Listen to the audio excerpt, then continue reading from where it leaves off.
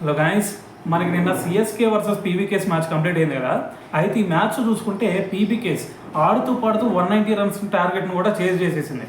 అయితే మరి మ్యాచ్ చివరిలో కనుక మీరు చూసుకుంటే ఏది 19th ఓవర్ 20th ఓవర్ ఆ ఓవర్లో చూసుకుంటే మరి మ్యాచ్ సిఎస్కే వైపు టిల్ట్ అయిద్దేమో అనే డౌట్ కూడా అందరికి ఏర్పడింది.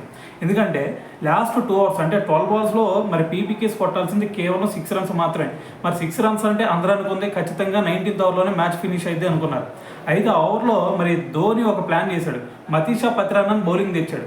సో దాని తర్వాత పతిరానా చూసుకుంటే ఫస్ట్ 3 balls కూడా 3 runs మాత్రం ఇచ్చాడు, అంటే 3 singles ఇచ్చాడు. అయితే దాని తర్వాత 4th బాల్లో మరి శ్రేయస్ అయ్యర్ ఒక భారీ హిట్టింగ్ చేద్దామని చెప్పేసి మ్యాచ్ కంప్లీట్ చేద్దామని చెప్పేసి ట్రై చేశాడు. అయితే ఆ బాల్ చూసుకుంటే తను అవుట్ అవడం జరిగింది. సో దాని తర్వాత మరి 5th బాల్ వచ్చేసరికి షెడ్జే వచ్చాడు. సో మరి షెడ్జే వచ్చి దాని తర్వాత 5th బాల్ చూసుకుంటే అతను డాట్ బాల్ ఆడాడు. అయితే దాని తర్వాత లాస్ట్ బాల్ వచ్చేసరికి సింగిల్ తీసుకున్నాడు. అయితే మరి లాస్ట్ ఓవర్లో వీళ్ళకి కావాల్సిన స్కోర్ ఎంత అంటే కేవలం 2 runs మాత్రమే. అయితే మరి దాని తర్వాత మరి 20th ఓవర్ ఫస్ట్ బాల్ చూసుకుంటే డాట్ పడింది.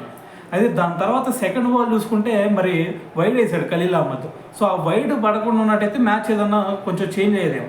సో అయితే ఆ సెకండ్ బాల్ వచ్చేసరికి వైడ్ వేసాడు. సో మరి అక్కడతో మ్యాచ్ టై అయిపోయింది.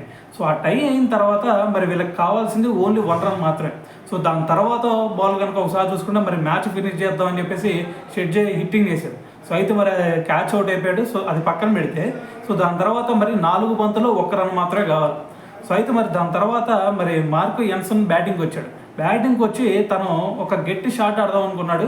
సో దాని తర్వాత మరి అది వెళ్ళి జడేజా చేతిలోకి వెళ్ళిపోయింది. అయితే దాని తర్వాత మరి ఇంకా వీళ్ళకి కావాల్సింది కేవలం 3 balls 1 run మాత్రమే. సో మరి ఇటువంటి టైంలో ఖచ్చితంగా ధోని ఏదో ఒక మాయ చేస్తాడు. అయితే మరి నిన్న చూసుకుంటే మరి ఆ 4th బాల్ చూసుకుంటే మరి మార్క్ ఎన్సన్కి ఎడ్జ్కి తగిలి దాని తర్వాత మరి కీపర్ పక్కగా 4 వెళ్ళింది. అది కనుక వెళ్ళకపోయినట్టయితే దాని తర్వాత మరి ఇక్కడ వైడ్ కనుక పడకపోయినట్టయితే ఖచ్చితంగా సిఎస్కే గెలిచిద్దేమో అని చెప్పేసి కూడా ఒక డౌట్ అయితే ఏర్పడింది అందరికీ. సో ఏదేమైనా సరే మరి ఈ టెన్షన్ మ్యాచ్ చూసిన తర్వాత మరి మీరేమనుకుంటున్నారు అనేది కూడా కింద కామెంట్ చేయండి.